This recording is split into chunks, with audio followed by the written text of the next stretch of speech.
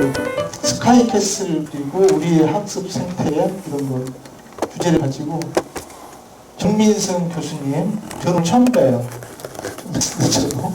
저도 공부하겠습니다. 그래서 교육의 문제와 교육의 미래에 대해서 말씀을 해주실 거예요. 소중한 말씀을 비가 오지만 이 먼 길을 뚫고 오신 정민승 교수님한테 청해 듣도록 하겠습니다. 박수로 맞으겠습니다.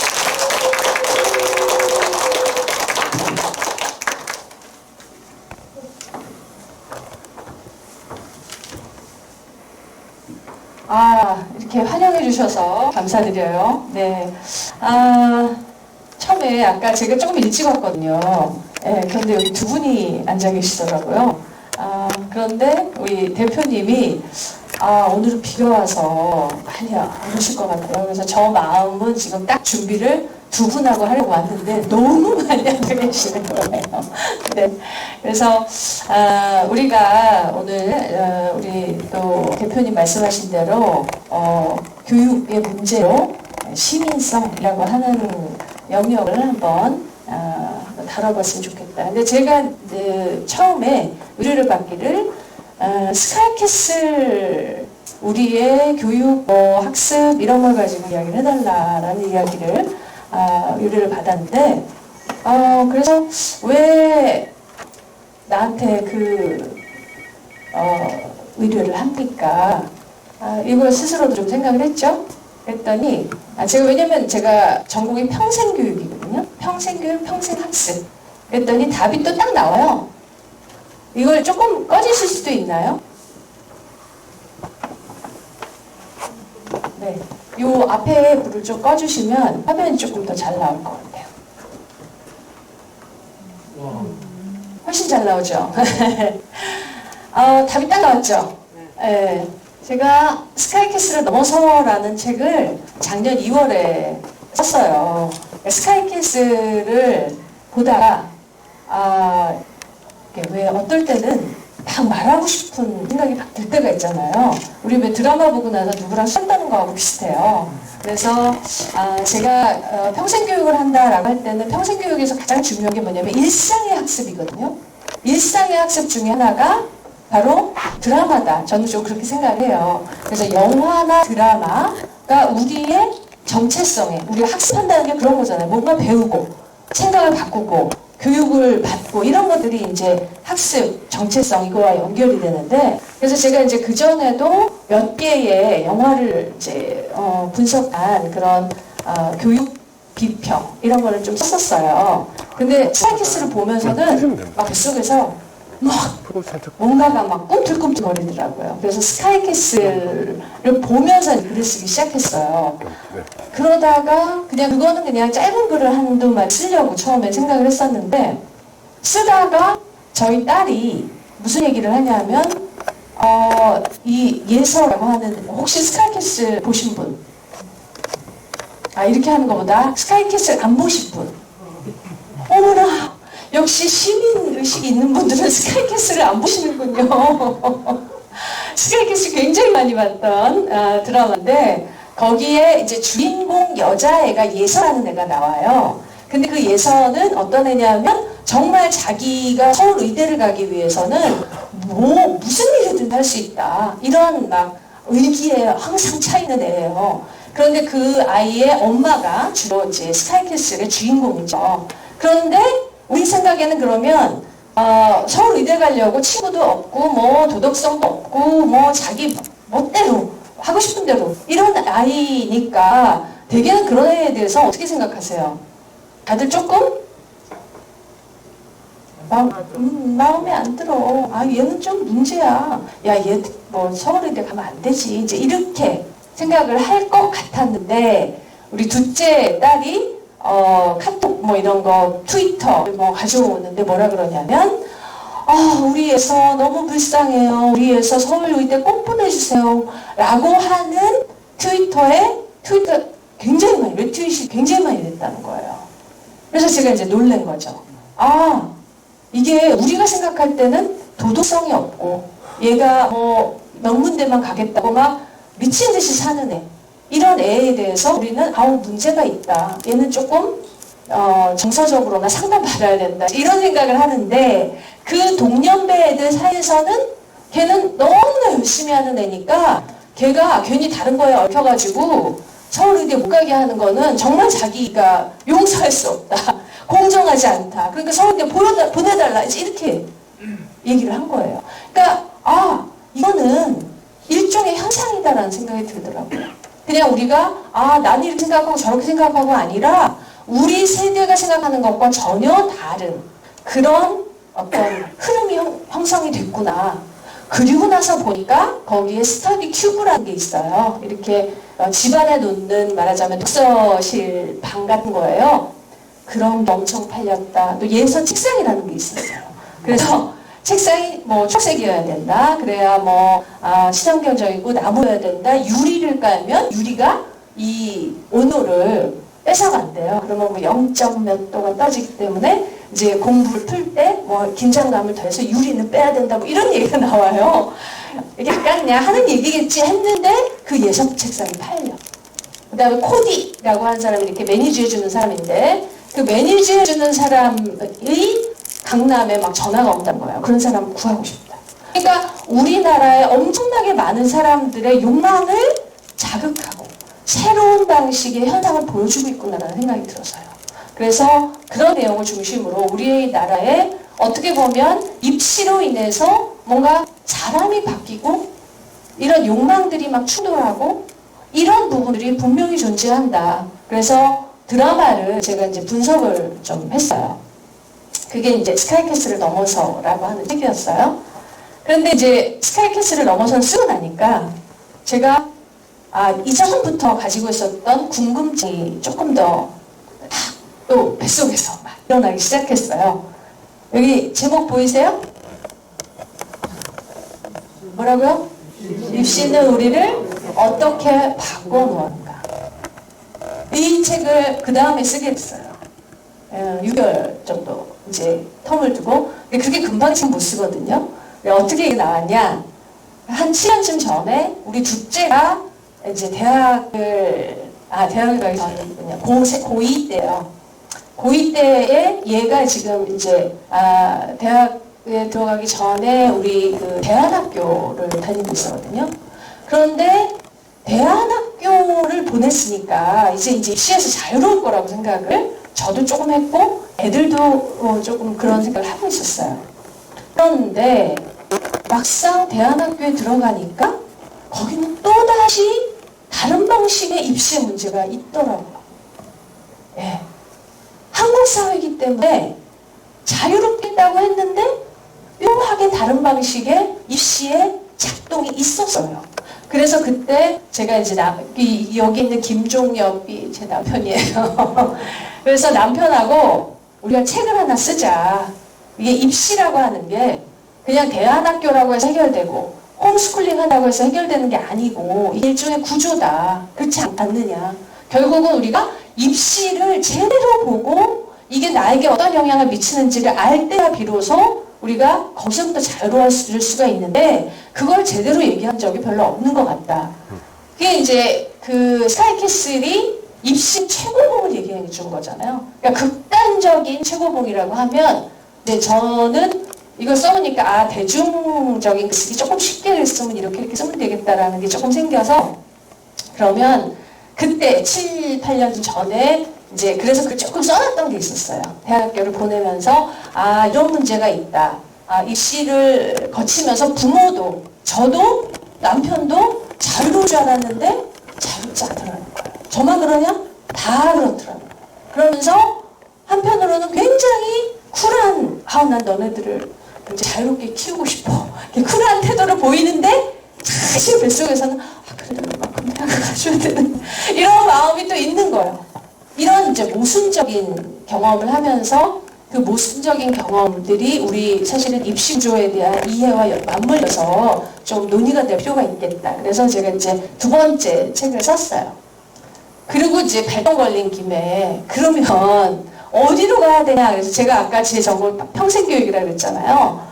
이게 입시를 아무리 봐도 입시가 아이들의 문제나 학교의 문제는 해결이 안 됩니다. 제가 확실하게 얘기할 수가 있어요. 그래서 제 전공이 이제 평생교육인데 거기서 이제 이게 올해 나온 책이에요. 따끈따끈한 책이에요. 올해 이제 칼럼들을 쭉 썼던 것들을 다시 좀 정리를 하면서 결국은 우리가 평생학습이라고 하는 우리 스스로의 어른들의 공동체의 어떤 방향 이런 것들을 가져나가야겠다라는 생각이 들어서 요거를 연결이 뭐 직접적으로는 안 되죠. 다 다른 얘기를 하는 건데 이게 이렇게 이야기를 하면 다 연결이 된 거죠. 그래서 어떻게 보면 가장 극단적인 입시, 그 다음에 일반론, 그리고 거기서 벗어나서 어디 가야 될 거냐. 새로운 교육이 뭐지?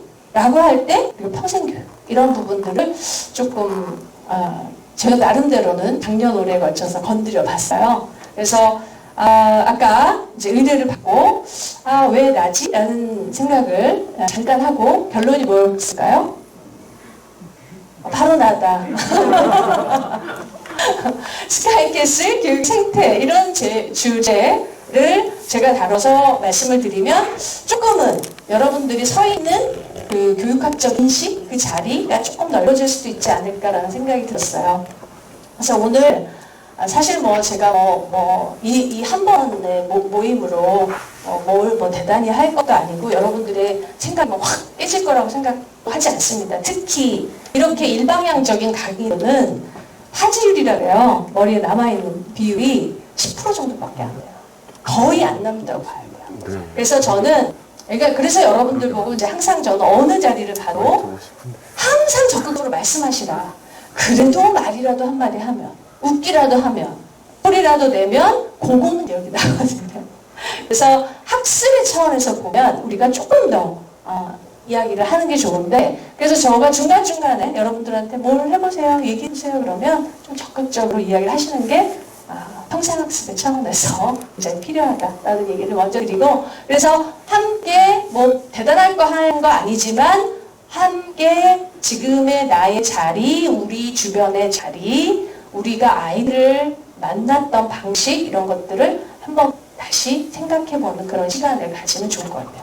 여러분들이 지금 여러분들의 상태로부터 이 강의가 끝나고 집에 가셔서 주무실 때 그래 이게 그랬지 이런 걸 한두 개만 생각할 수 있다면 엄청나게 성공인 거다. 하지만 거의 없어요. 안 남아. 그래서 그러니까 사실 평생교육 차원에서 강의는 별로 안 좋아요. 민주시민교육 강의 안 좋아요. 태도 변화 안 돼요. 네. 준비가 아주 많이 되어 있어서 정보를 원한다. 이러면 강의가 의미가 있는데 그렇지 않은 경우는 별로 강의가 의미가 없어요. 그래서 최근에는 강의 잘한다라고 하는 개념이 뭐 외부 강사들 모실 때도 뭐냐면 웃게 하는 거예요. 네, 졸지 않는 사람을 찾는 거예요. 그러니까 결국 그 자리에서 어떤 정보나 지식의 전달 이거 자체가 중요하지 않다라는 생각들은 많이들 한다는 거죠. 이제 앞으로 한 달이 더 건너가야 돼요. 아마도 한 5, 6년 내에 민주시민교육 패러다임이 다 바뀐다고 봐요. 민주시민교육 걸어다? 이렇게 강의는 안 할 겁니다. 여하튼 그래서 저의 목표는 여러분이 주무실 때 숙제 내드릴 거예요. 주무실 때 한번 생각할 거리 그걸 가지고 가자라는 겁니다. 그래서 오늘 이런 내용을 조금 준비를 해봤어요. 뭐지? 왜 이렇게 됐을까? 그 다음에 스카이캐슬을 아까 얘기했던 상당히 입시의 최전선에 있는 이 사람들의 문법, 그 다음에 일상의 학습, 그리고 시민 이런 것들을 살펴보려고 해요. 우선 몇 가지 우리를 둘러싼 상황을 한번 점검해 볼게요. 사회심리학에서 이제 이런 얘기 많이 하죠. 당신은 뭐뭐뭐에 만족하십니까? 지금 상황에 만족하십니까? 나라에 만족하십니까? 이 조사에서 178개 대상국 가운데 몇 위? 102위. 그런데 GDP에서는 12위. 이게 이제 현실이다. 우리가 이제 알고 있는 지표지만 다시 한번 우리가 지금 어떻게 살고 있지? 에서 한번 출발해보자는 거예요. 여기서 아주 분명하게 드러나죠? 네. 만족을 못해요. 그런데 GDP, 생산력이라고 하는 부분은 굉장히 높아요. 그러니까 그러면 12위만 행복하다? 그럼 어떻게 될까? 근데 아니야. 다음, 명품. 그래서 이제 네오필리아라고 하는 말도 우리나라가 듣고 있어요. 명품 가방 하나쯤은 우리가 또 다 있어야 된다. 이런 생각들을 하고 또 변화 수용에 어마어마하게 빠르게 적응합니다. 이거는 한편으로는 좋은 면이기도 해요. 뭐냐면 평등하기 때문에 나도 너도 다 똑같아야 된다고 생각하는 부분이 있는 거죠. 근데 나타나는 건 뭐냐면 새 것에 대한 열광적인 애호가 있다는 거죠. 그래서 휴대전화도 다른 나라에 비해서 빨리 바꾸고, 그리고 또 남녀의 임금 차이, 이건 뭐 여러분들 다 알고 있는 거죠. 비정규직 문제. 그러니까 매우 비슷한 것 같은데 차별들이 척척척척 이루어지고 있는 나라구나. 그 다음에 여러분들이 좋아하시는 술. 안 좋아하실 수도 있으나 여하튼 주변에 술 가지고 문제가 되는 분들이 한두 분은 꼭 있어요. 술 엄청난 수준. 그 다음에 그래서 간질환으로 가시는 분도 상당히 많다. 학생들로 와봐요. 학생들은 여러분들 이거는 뉴스에 많이 나왔기 때문에 알고 계시고 교육 오시면 관심 있는 분들은 다 아시고 계시는 얘기죠. 한국 학생들이 만족도 최하위, 그리고 사교육 가장 일찍 시작하고 공부 시간도 길지만 활동 시간이나 부모 대화 시간은 꼴찌를 나타내고 있죠.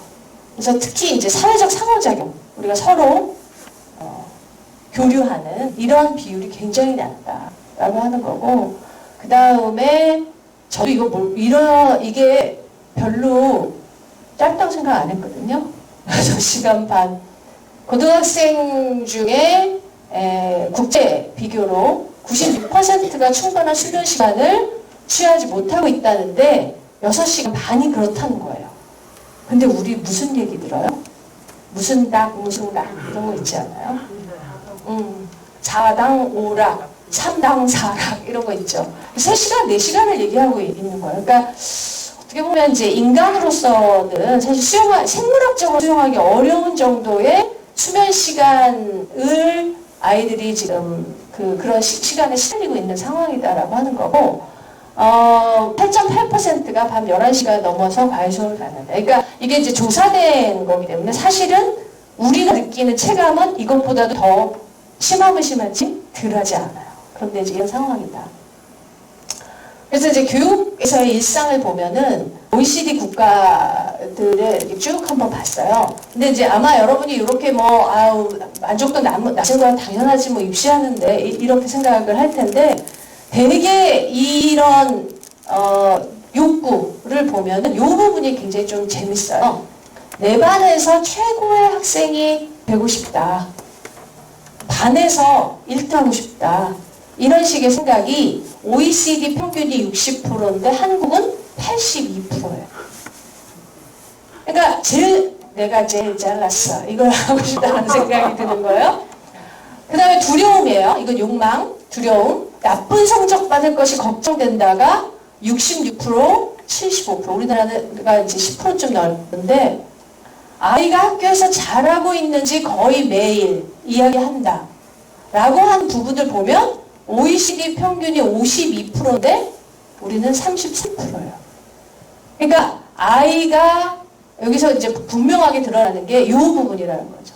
그러니까 학교 생활에 대한 관심이 아이고 부모고 상당히 낮은 상황에 처해 있다라고 하는 거죠.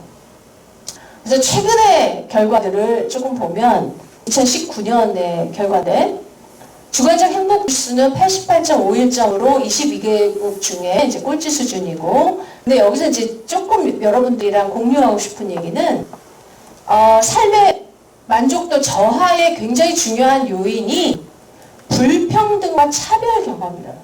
그러니까 그냥 공부를 못했다, 내가 좀 더 하고 싶었는데 못했어가 아니고 불평등과 차별 경험이 작동을 해서 나 너무 힘들어라고 이제 학교 생활에 대한 만족도를 떨어뜨리고 있는 건데, 그게 초등학생 같은 경우는 외모 차별, 성차별, 성적차별 수도 나타나요. 그러니까 예뻐야 되고, 그죠? 키 커야 되고, 이제 이런 것들이 강하고, 고등학생의 경우에는 성차별, 성적차별, 외모차별 이렇게 나온다라고 하는 거예요. 그래서 이제 교육에서의 일상도 이제 이런 상태다. 그래서 이제 질적 연구들을 여러분들이 이제 요즘에는 고등학교, 중학교들의 학생들을 대상으로 인터뷰를 했던 그 책들이 조금 발간이 되고 있어요. 그래서 페미니즘에 대한 거, 중학생의 생활에 대한 거, 이제 이런 것들이 조금씩 보고가 되고 있는데, 그런데 보면은 이런 용어들이 어떤 식으로 사용이 되느냐라고 하는 것들이 나오고 있어요. 그러니까 그냥 조금 얼굴이 하얗다 그러면 가부끼하게 이제 이런 식으로 우리 그 생활에서 극단적으로 네이밍하는 게 우리 문화가 됐다라는 거를 확인할 수가 있더라고요. 얼굴 빠았냐, 돼지새끼, 멧돼지, 조금 뚱뚱하면 돼지새끼나 멧돼지 이렇게 이제 붙여지는 거고, 그러니까 그 말을 붙이는 아이들은 그게 그 상대방에게는 얼마나 큰 그 상처가 될 거라고는 조금도 생각하지 않는 거예요. 이게 문화가 되다 보니까. 그러니까 아까 얘기했던 외모, 그다음에 성, 이것들은 그냥 생기는 게 아니라 이런 말들 속에서 생기거든요. 근데 우리의 문화가 낙인을 찍는 문화까지 일반화되다는 거죠. 그래서 중학생 때부터 이런 M창, 호로새끼, 뭐 이런 것들이 그냥 욕이 아니라 일상의 맥락에서 많이 사용되고 있다는 것이 이제 중학생 아이들을, 그러니까 FDI라고 해서 포커스 그룹 인터뷰를 한대요. 요즘에는 점점 더 이제 인터뷰를 그렇게 이 대상이 되는 애들을 같이 놓고 인터뷰를 해본 거죠. 그러면 그 아이들의 문화가 나오는데 그 문화가 이렇게 네이밍을 많이 하고 엄마에 대해서 특히 엄마에 대해서 굉장히 맘충 이런 얘기 여러분 다 아시죠?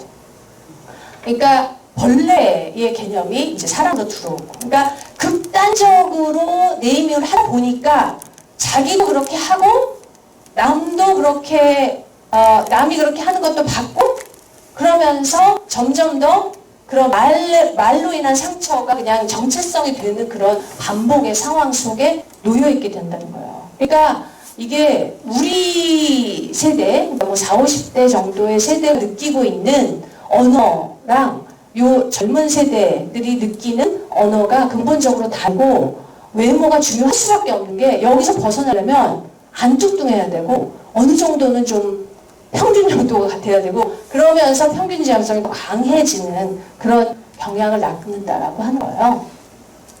그러면 교사는 어떠냐? 학교라고 하는 단위에서 교사는 어떠냐? 한국이 지금 여기 있어요. 여기 되게 특이하죠. 대개는 이제 이렇게 흘러가는데, 한국은 직업 만족도도 낮고 직업 그 효능감도, 자기 효능감도 낮아요. 사실 우리나라의 교사 수준은 전 세계적으로 최고 수준이에요. 여러분 그거 동의하세요? 네. 실제로 교사에 대해서 불만 많으시죠? 그런데 시험 성적, 능력 이런 거를 보면은 전 세계적으로 우리나라만 교사가 그 퀄리티가 높은 그 정도의 학력과 뭐 여러 가지 그런 것들을 갖추고 있죠. 그런 나라는 별로 없어요. 그러니까 우리나라의 교사 수 굉장히 높은데, 교사로 들어가면 그 집단 안에서 교육적 열정을 불태울 수가 없는 거야. 그러면서 그 여러분들 이제 교사도 학교가 두렵다라는 책이 있어요. 교사도 학교가 무서워. 교사가. 왜? 가면 교사끼리 또는 교장의 명을 받아 이렇게 지내다 보니까, 그리고는 애들 막 좀 가르치려고 그러면 행정 처리해야 되고 막 이렇게 시달리다 보니까 좀 열심히 하다 그러면 학부모로부터 막 비난받고, 그러니까 이제 축적축적 이러면서 그래 월급이나 받자 이런 식의 상황이 된다는 거예요. 월급이나 받자 그래서 들어온 친구도 많지만 애정을 가지고 들어와도 월급이나 받자가 된다는 거예요. 그래서 지금 이 OECD 교사 직업 만족도에서도 심각한 상황으로 나타나는 거예요. 근데 굉장히 재미있는 통계 하나는 이제 학생, 학부모, 교사의 학교 만족도에서 이제 이 부분이에요.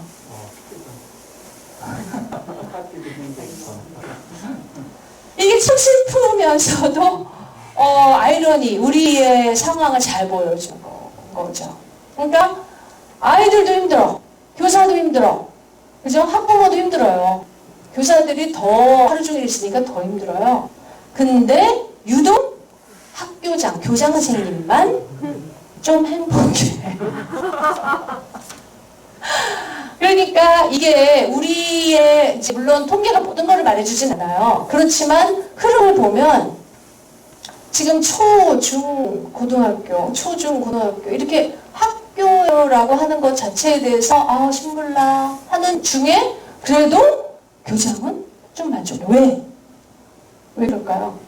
자기 권리가 있어서 마음대로 할 수 있다는 자기의 권력이 있는 거죠. 그러니까 교장, 우리나라처럼 약간 그야말로 이렇게 교장의 명을 받아 이런 식의 구조를 가진 경우는 상당히 드물잖아요. 그래서 이제 교장 공모제니 뭐 이제 제도적으로 바꾸려는 노력들이 있어요. 굉장히 어려워요. 그 과정이. 그게 이제 그동안에 해왔던 그 제도적인 관행이라고 하는 걸 바꾸는 게 그만큼 어렵다는 거죠. 그래서 이제 지금 보면 우리가 이제 교육, 아까 일상의 문제, 교육의 문제를 지금 보고 있는데 이것이, 그러니까 제가 지금 던지는 거예요. 일상, 굉장히 막 번쩍번쩍하고, 막 화려하고, 빠르고, GMP도 높아지고, 막 그러는데, 여러분 다 알다시피, 그런데 실제로는 막 술 많이 먹고, 막 괴롭고, 막 이렇구나. 아이들 막 열심히는 막 하고 있는데, 이제 힘들구나. 그런 가운데, 이제, 현재 젊은 애들은 어떠냐라고 하는 부분이에요. 혹시 이게 이제 시사인에서 다뤘던 특집의 20대 남성 그들은 누구인가인데 혹시 이 기사 보신 분? 네. 그럼 조금 설명을 해드릴게요.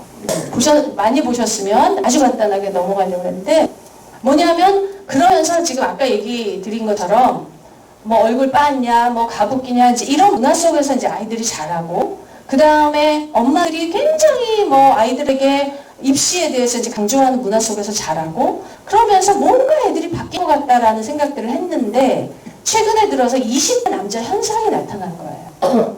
그래서 여기 이제 아들 두신 분들 공통적으로 우리 아들은 이해를 할 수가 없어 이런 분들 굉장히 많아요. 네.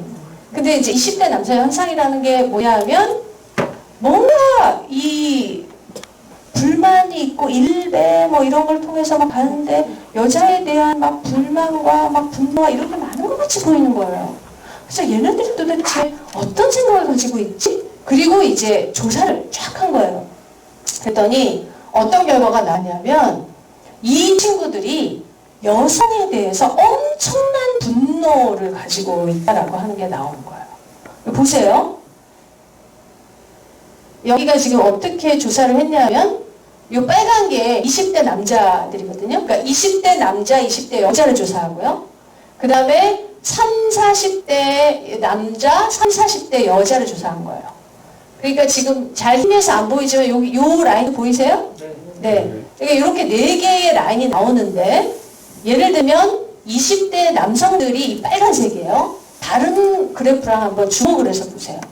여성차별 문제 별로 심각하지 않다. 그럴 수 있어요, 이거는. 그죠? 뭐, 이제는 여자애들, 남자애들보다 공부도 좀 잘해. 그러니까 별로 안 심각해. 이렇게 생각할 수도 있어요. 그런데, 남성 차별 문제가 심각하냐?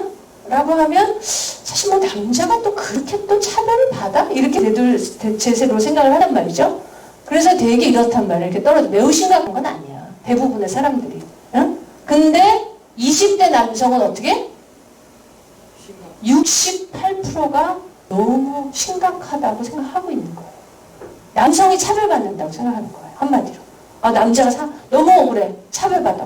이런 식의 생각을 하고 있다는 거예요. 이거는 근데 굉장히 중요한 문제예요. 지금까지 남성들이 이런 식의 피해자적 마인드를 가진 일 별로 없었기 때문에 그냥 더 물어본 거죠. 취업 기회는 공정한가? 공정하다. 그러니까 우리가 그냥 생각했을 때 취업 기회는 누가 불리해요? 여자가 대부분 불리하다고 생각하죠. 그래서 대부분은 이쪽으로 가 있어요. 여성이 대체로 불리하다. 근데 공정하다. 그러니까 본인이 약간 그 프리미엄을 받는 부분에 대해서는 공정하다고 그랬어? 그래? 승진 승급 이외에는 공정한가? 뭐라 했어요? 공정하다네요. 공정하다.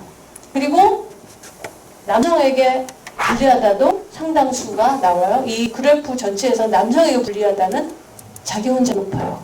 그나마 그런 일 별로 없기 때문에.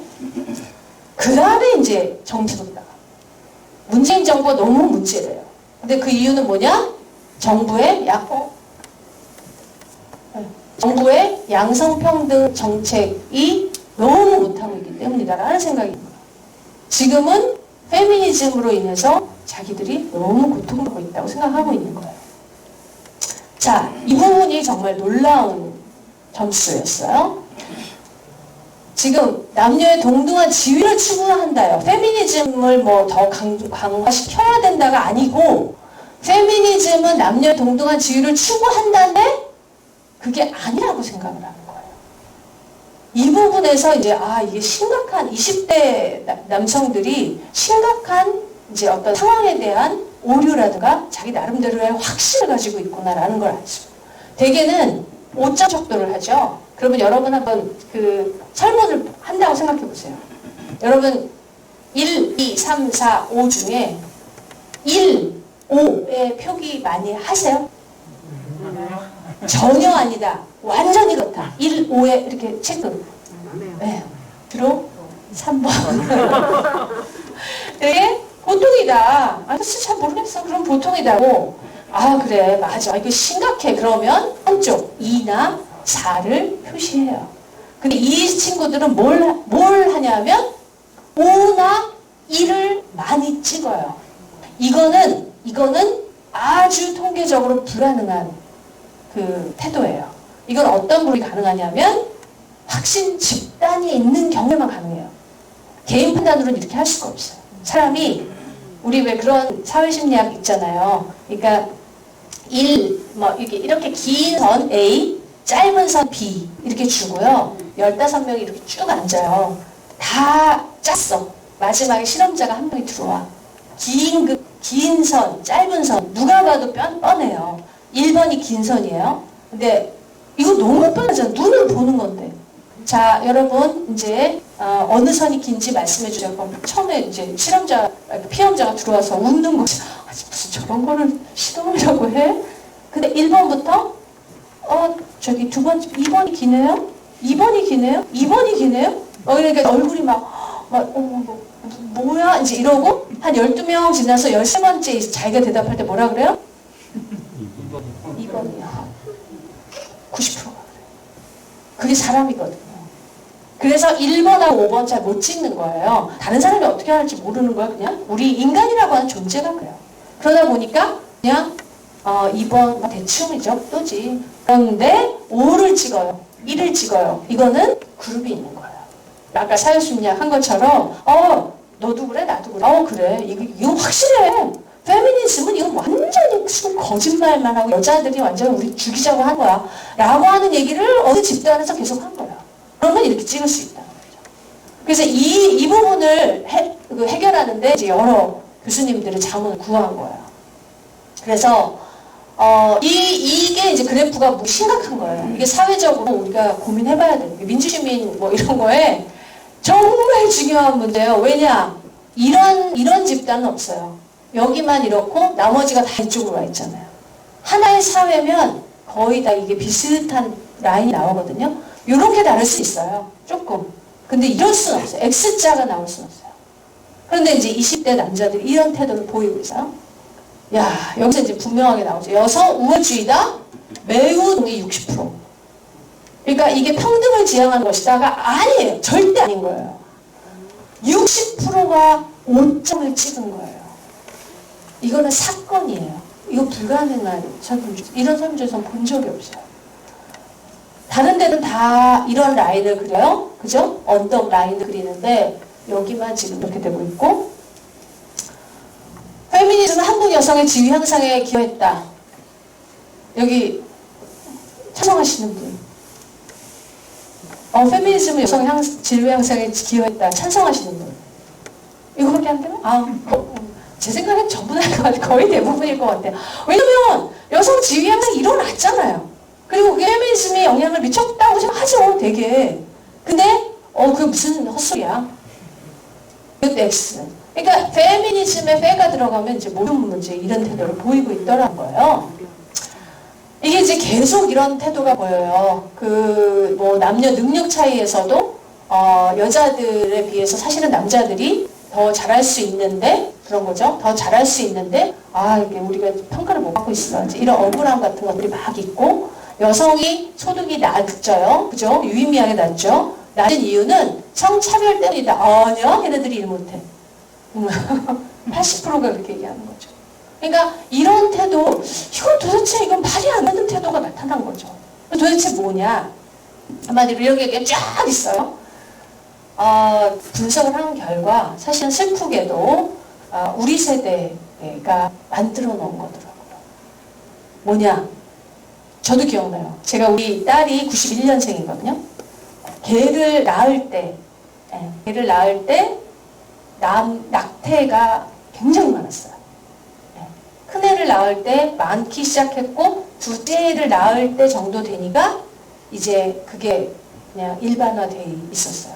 그래서 제가 아들, 딸 어떻게 있을 것 같아요? 셋. 아니에요. 딸만 둘이다.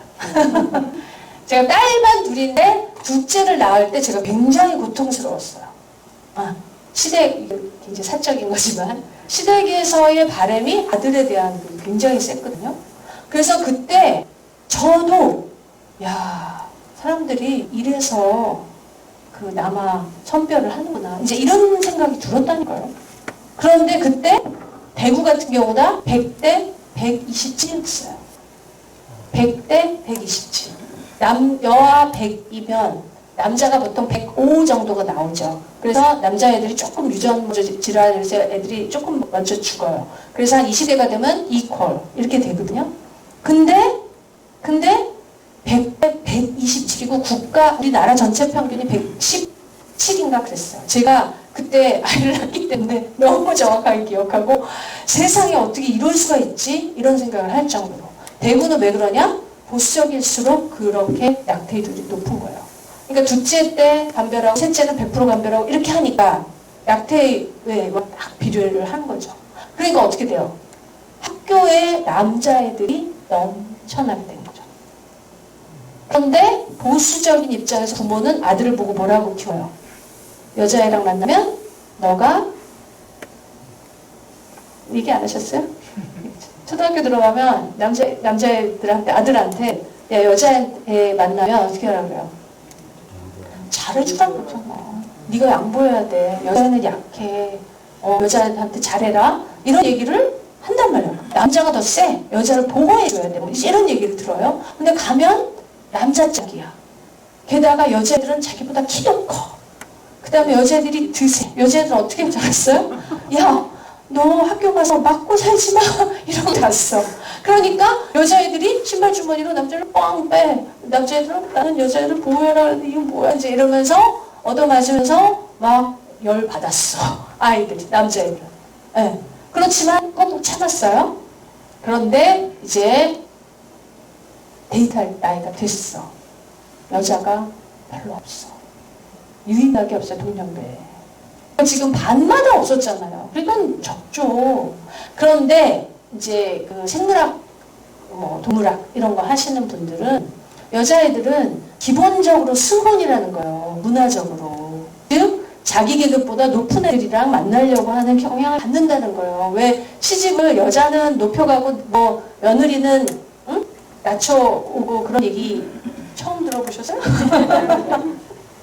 그래서 며느리는 낮은 계급에서 높은 계급으로 가고, 아들은 며느리 그렇게 오고, 여자는 이렇게 그런 이제 승혼의 개념이 있었단 말이에요. 그러니까 여자는 근데 사람도 적고, 그러니까 여자는 선택을 하려는 태도를 더 가지게 되니까 뭐가 되냐? 약간의 명품녀, 된장녀 이런 계열로 조금 더 간다는 거야, 그냥. 그러니까 내가 왜 저런 사람이랑 만나?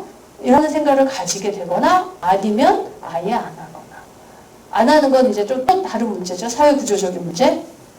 근데 남자애들은 그런 여자한테 괜히 뭐 데이트 비용 다 냈고 뭐 막 했는데 뭐 명품 가방도 사주고 막 다 했는데 차였어. 그러니까 그런 것들은 이제 억울함 같은 걸로 들어오는데 중요한 게 뭐냐면 인터넷이 우리를 둘러싸고 있으니까 그 경험이 일파만파가 되는 거예요.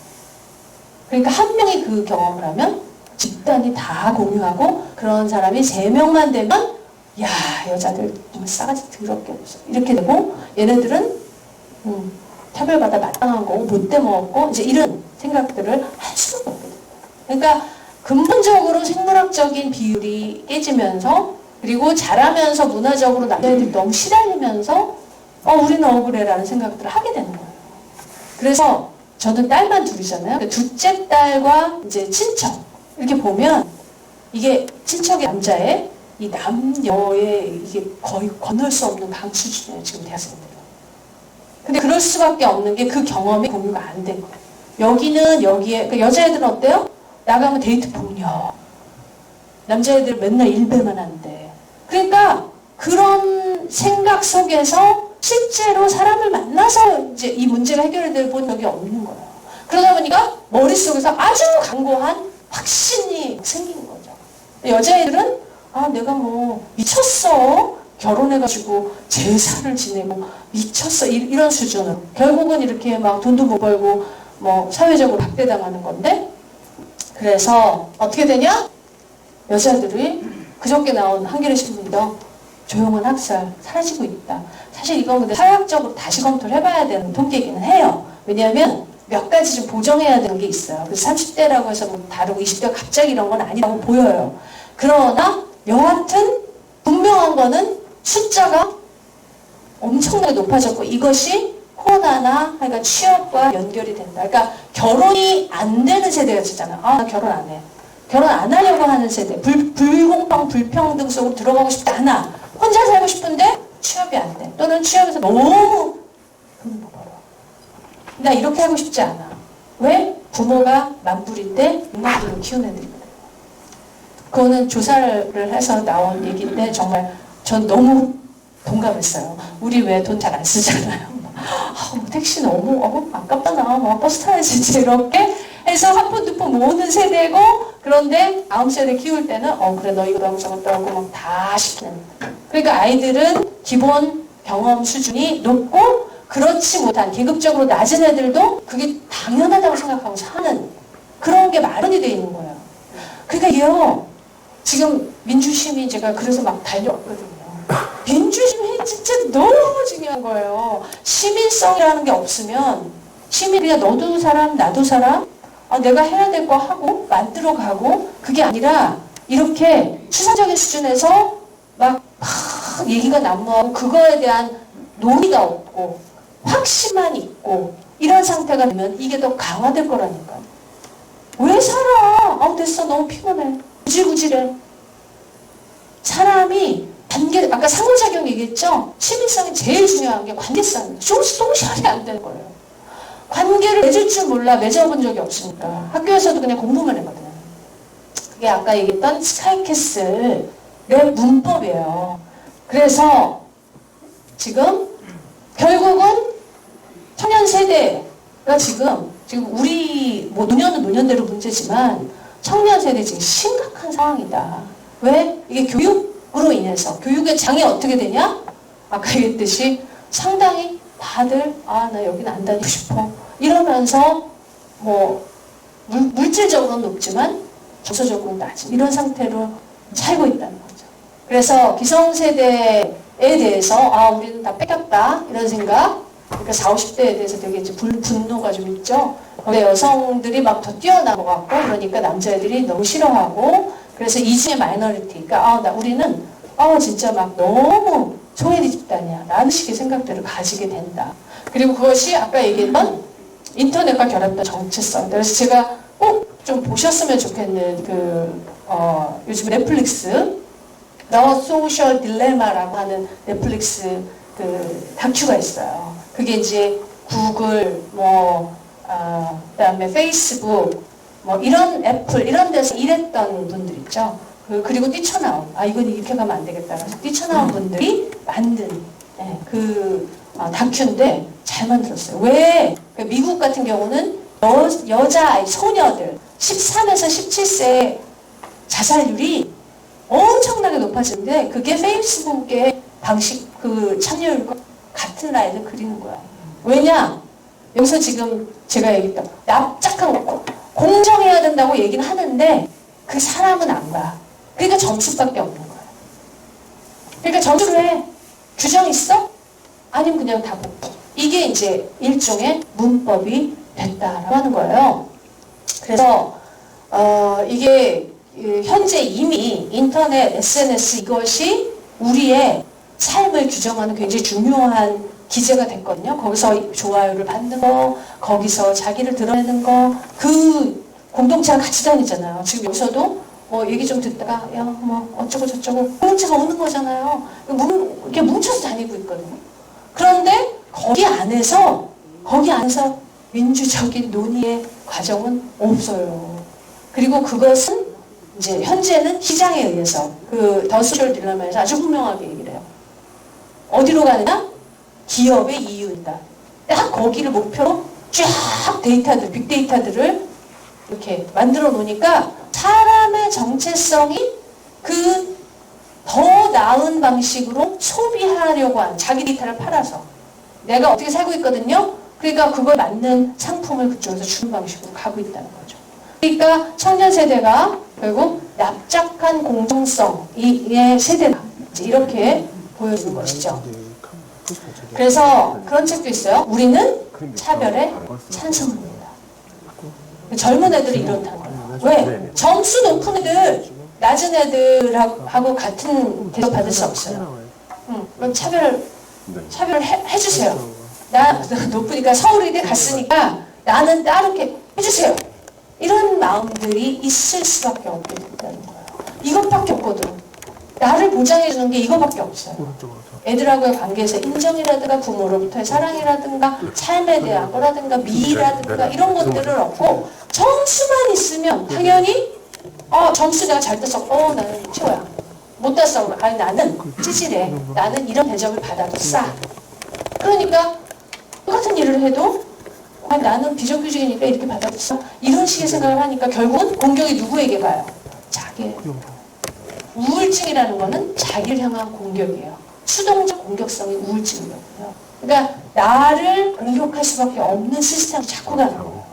그게 어렸을 때부터 쌓여왔던 우리 머릿속에 아주 그냥 착착착착 몸속에 착착착착 쌓여있는 그 결과물이 이렇게 나온 거거든요.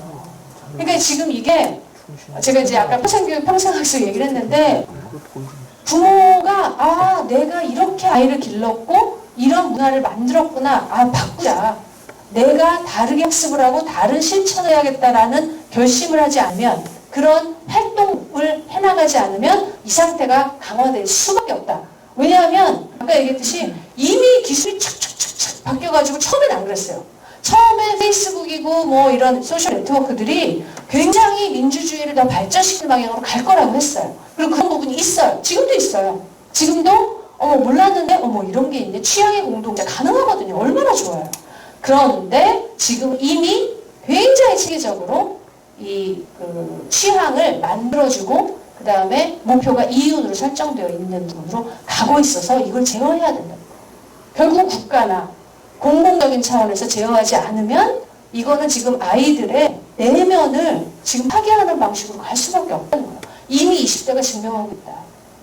너무 많은 책들이 다른 얘기를 하고 있는데 20대는 안 믿는 거예요. 여자애들은 살고 싶지 않고. 그래서 이게 지금 어떻게 보면 정말 지금 우리가 꼭 빨리 해결해야 될 숙제다고 하는 거예요. 어른들도 이제 막 이렇게 막 힘들게 살고 뛰어내리고 이렇게 이제 계속 나오겠죠? 어려움이 있어요. 자, 그래서 이제 여기부터 시작을 하자. 제 제안의 첫 번째는 여러분 이제 옆에 분하고 이제 인사를 처음에 해요. 안녕하세요. 그럼 그 다음에 처음 뵙겠습니다. 그 다음에 뭐라고 했어요? 소개할 때. 그 다음에 어디 삽니다. 그 지역적 그 유대감이 강하시고. 뭐라 그러실 것 같아요? 뭐라 그러실 것 같아요? 안녕하세요. 그날 보이는 뭐 주제에 대해 하게 되는 거 않고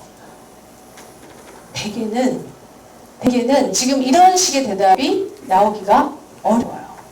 네. 그러니까 내가 누구냐라고 할 때 되게 직업, 그죠? 나이. 그리고 우리도 나이 안 하면은 대화가 안 돼. 나이로 위아래 쫙 줄 세워서 언니 동생이 돼야 인그룹이 되죠. 네, 나이 되게 중요하죠. 그래서 뭐 예를 들면 나이, 가족, 직업, 사는 지역, 취미, 성공 이게 여러 가지가 있는데 대개는 나를 소개할 때 나라는 이미지 안에 이 직업적 또는 계층적 이런 부분들이 굉장히 크게 작용합니다. 그래서 지금은 대학생들이 이제 대화를 한 내용을 보면 지역을 물어봐서 예를 들면 어느 지역이다 그러면 그게 구분이 딱 되는 거예요. 사는 지역. 그래서 너는 경기권, 너는 강남권, 너는 어디. 그러니까 자기 집을 얘기하는 거예요. 그 집이 그냥 계급이 돼버리는 거예요.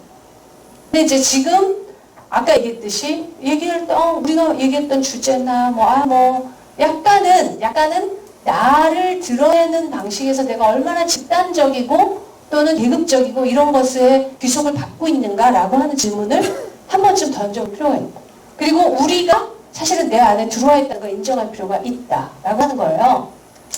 그래서 이제 사실은 그 나라고 하는 것도 구성되는 거다라고 하는 얘기 잠깐 이제 한 거고요. 그러니까 나라고 하는 거는 그냥 우리는 뭐 다 보편적이라고 생각하지만 나라고 하는 인식 자체도 이것도 만들어진 거기 때문에 예전에 고대적인 것과 현대적인 게 다르고 지금도 나를 바라보는 방식은 10년 전, 20년 전, 30년 전과 또 달라요. 우리나라 너무 빨리 바뀌어서 또 바뀌어요.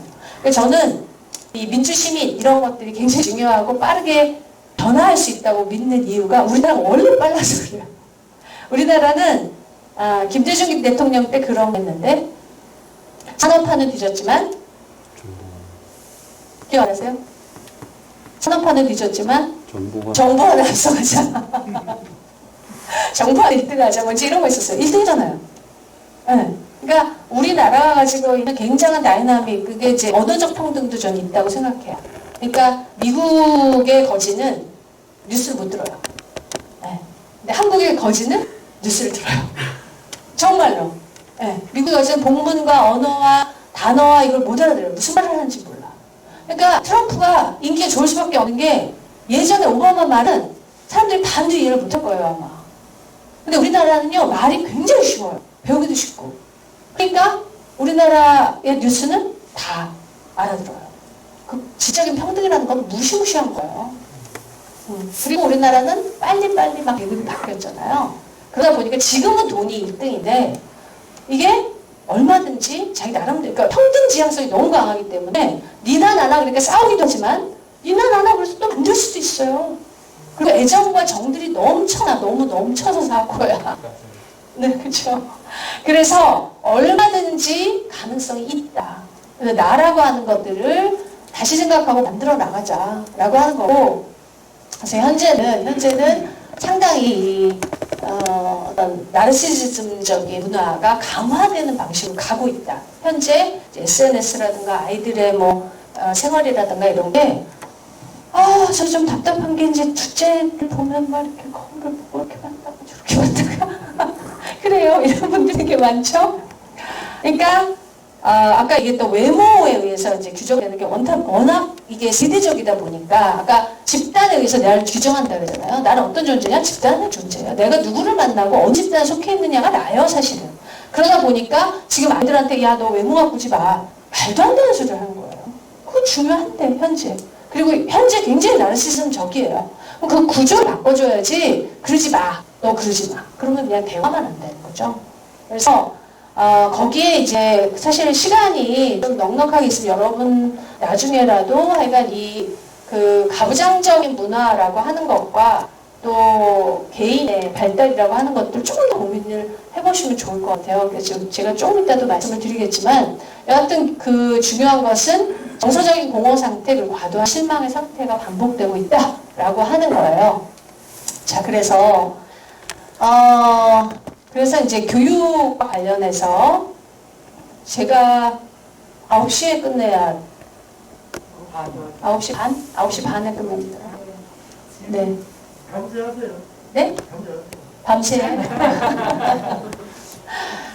밤새. 그래서 자, 그러면 사실은 여러분들이 시간이 좀 있으니까 사실은 놀라운 집중력을 보이고 계세요. 왜냐? 보통 성인의 집중 시간이 19분. 제일 애썼을 때 19분이에요. 그러니까 뭔가 이렇게 우리가 이렇게 얘기를 한다든가 이제 교육적으로 봤을 때도 티칭할 때 한 10분에서 15분에 한 번 정도씩은 이렇게 사례를 들거나 웃기거나 이제 이런 게 필요한 게 집중 시간이 그것밖에 안 돼요. 우리 뇌가. 그러니까 가다 보면 계속 어려운 얘기를 하면은 삑 그러고 딴 데로 갈 수밖에 없어. 근데 이제 여러분들이 굉장히 지금 오랫동안 참고 계세요. 50분을 넘게 참으셨어요. 45분, 그러니까 1시간을 참으셨어요. 그러니까 데이터가 좋았다. 그래서 그러면 5분 정도 쉬려고 하는데요. 쉬면서 앞에 제가 이렇게 몇 가지 막 얘기했잖아요. 저러. 그러니까 세대적인 것도 좋고, 성에 대한 것도 좋고, 성별, 젠더에 대한 것도 좋고, 내가 겪었을 때 내가 참 이해가 가지 않았던 상황 같은 거 있잖아요. 예. 그러니까 내가 아들 말 이걸 들었을 때 정말 기가 막혔다. 길거리에서 이런 케이스를 봤는데 정말 이게 이해가 가지 않았다. 라고 하는 거, 그런 이해가 가지 않는 상황이 있었는지를 한번 생각을 해보시고, 뉴스를 포함해서 다 하나만 이렇게 한번 써보세요. 5분만 쉬었다가 두 번째 내용으로 넘어갈게요.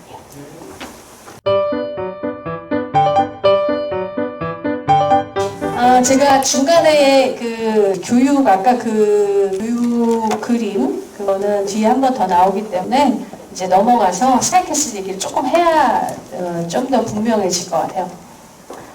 스카이캐슬은 보신 분이 반, 안 보신 분이 반이신 것 같아요. 그래서 그러니까 사실 근데 보셨다 그래도 벌써 1년 정도 지났기 때문에 기억이 가물가물 하실 수 있어요. 그래서 대략 틀만 이 설명을 하면서 말씀을 드리도록 할게요.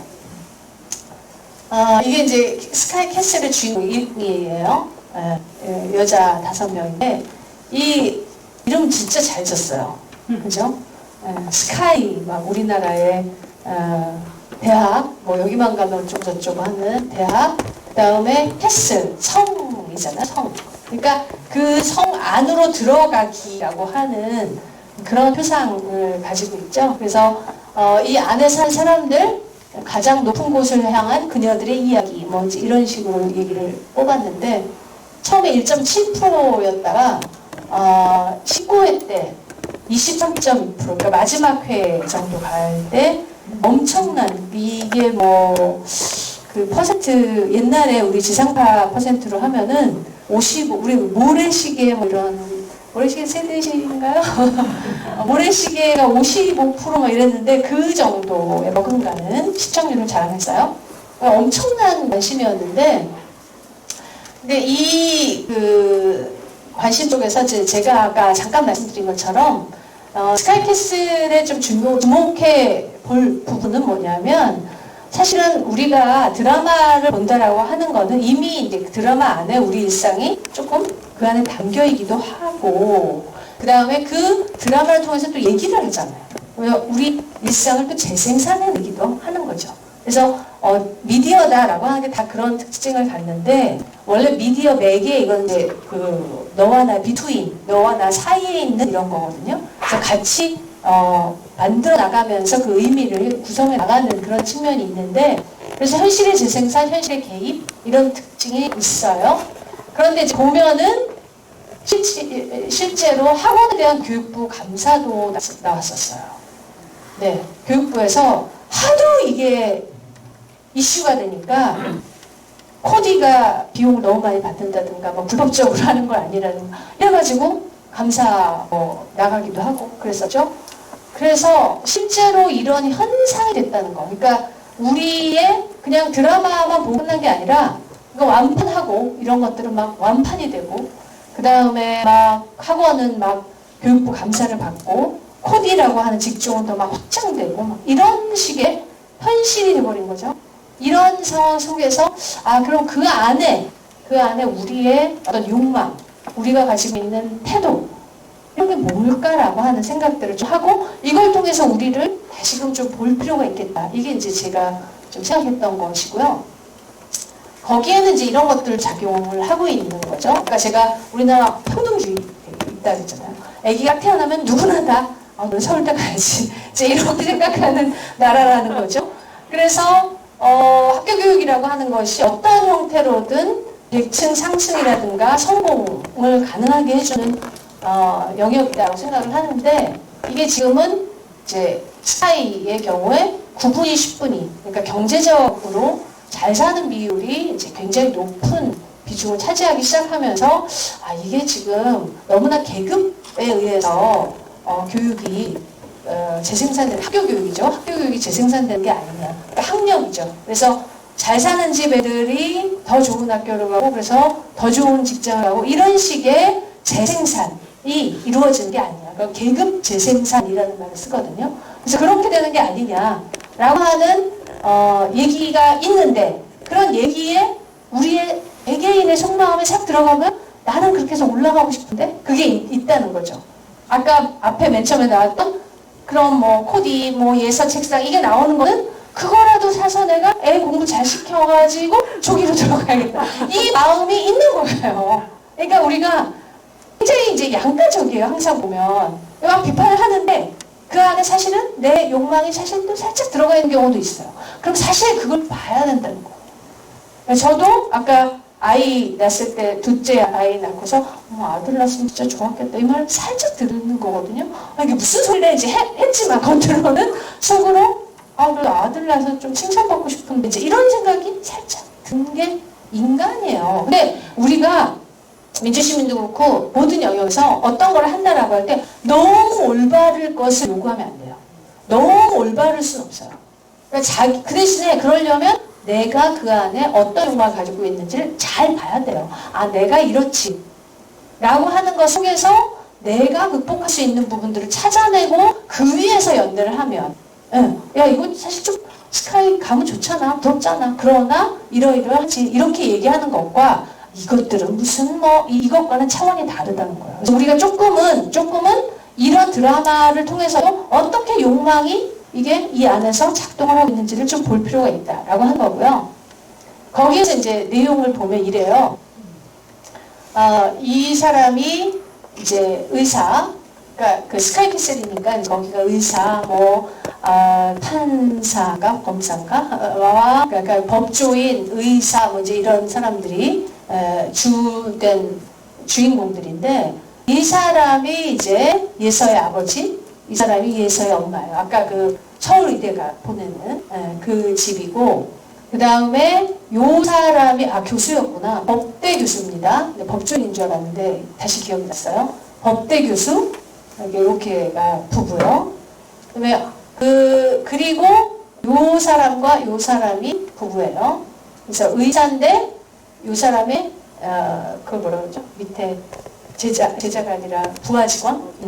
해당되는 사람. 이 친구도 이 사람의 약간 똘마니 비슷하게 이렇게 다니는 사람이에요. 그리고 이 사람이 이제 그 투쟁의 중심에 있는 사람이에요. 그러니까 이 동화 작가면서 주부인 이 사람은 이 사람들과 차원이 달라. 나는 정말 올바르게 살 거야. 나는 스카이캐슬에 들어왔지만 원래 난 그런 거 별로 안 중요하게 생각해. 이래서 욕을 있는 데 먹었어요. 이것도 굉장히 사회적인 현상이었어요. 옛날 같으면 정의롭기 때문에 이 사람에 대해서 다 찬사가 쏟아졌었거든요. 그런데 너만 너 그렇게 올바라? 그렇게 잘났어? 왜 올바른 얘기 너 애들한테 괴롭히고 그래? 막 이런 식의 얘기들이 막 나왔어요. 현실을 그렇게 반영했었고 이 사람이 아까 얘기했던 코디예요. 이런 이제 인물들 속에서 이제 제가 이제 여러분들과 조금 나누고자 했던 것은 뭐냐면, 입시에 대한 입장들이 이렇게 있다는 거예요. 그러니까 가만히 분석을 해보면은 생각보다 한 사람을 둘러싸고 여러 정체성들이 교직을 한다는 거예요. 교직이 되어 있다는 거죠. 우리가 이제 얘는 어때? 이렇게 얘기를 하지만 그 안에는 여러 가지가 있다. 그러니까 예를 들면 이런 거예요. 하나의 인물을 볼 때 이렇게 보자는 거죠. 강준상이라고 하는 아까 그 이제 의사, 예서 아빠, 그 사람은 대개는 상층이고 상층 출신이고 의대에 있는 의사예요. 그런데 원가족, 이 강준상의 아버지, 엄마, 원가족이 그거죠. 저 자기가 태어난 부모, 강한 엄마, 엄청나게 센 엄마 밑에서 자랐고, 그러니까 뭐냐면 마마보이가 된 거예요. 의사인데 마마보이죠. 아버지는 안 나와요. 뭘 했던 사람인지 나오잖아요. 아버지의 부재.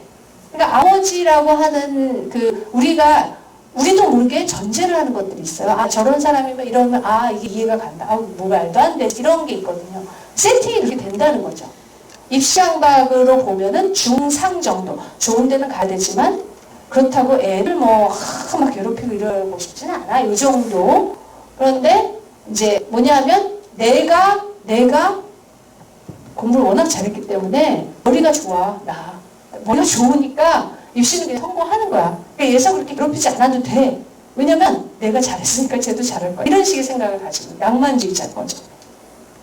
그 다음에 이제 한서진은 이런 식으로 구분해보면 이런 식의 얘기가 있는 거예요. 계층 하락에 대한 공포. 원래 하층 출신이니까 뭔가 내가 여기서 이겨내야 되겠다. 내가 여기서 얘를 통해서 성공해야 되겠다. 이 욕구가 어마어마한 거예요.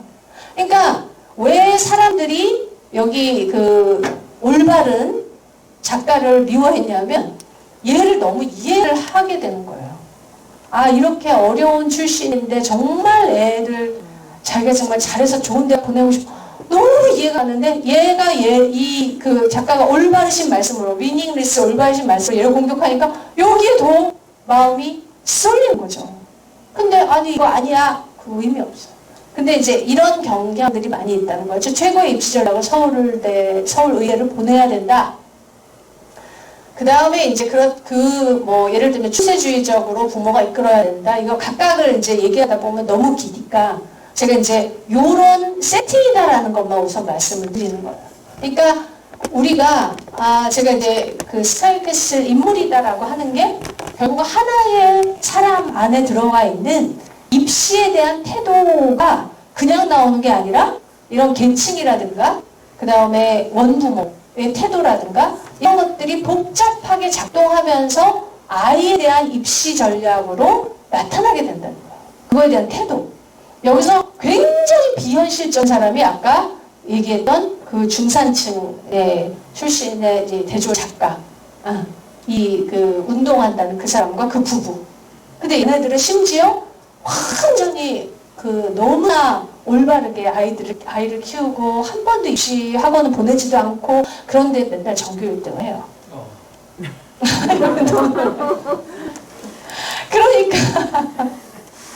그러니까 사람들이 저 뭐야? 이렇게 되는 거예요. 현실감이 떨어진다는 거지. 그러니까 뭐냐?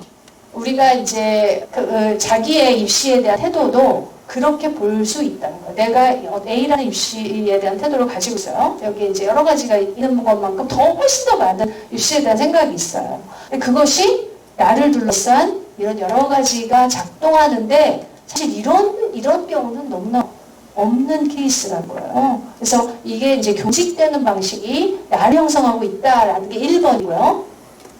그래서 이제 전체적으로 말이 되는 방식으로 한번 그 틀을 짜보면 유년기에 사회경제적으로 어떤 배경을 가지고 있었냐.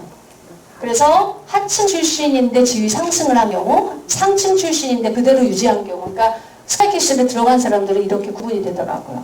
그리고 전형적인 가부장이나 전업주부 어머니 뭐 이런 성별에 따라서 나타나는 젠더적인 특징이 있고, 그 다음에 이제 이것과 상하층이라고 하는 것과 원가족 관계가 결합을 해서 되게 인물들의 특성을 형성을 하는데 그게 좀 말이 된 거지.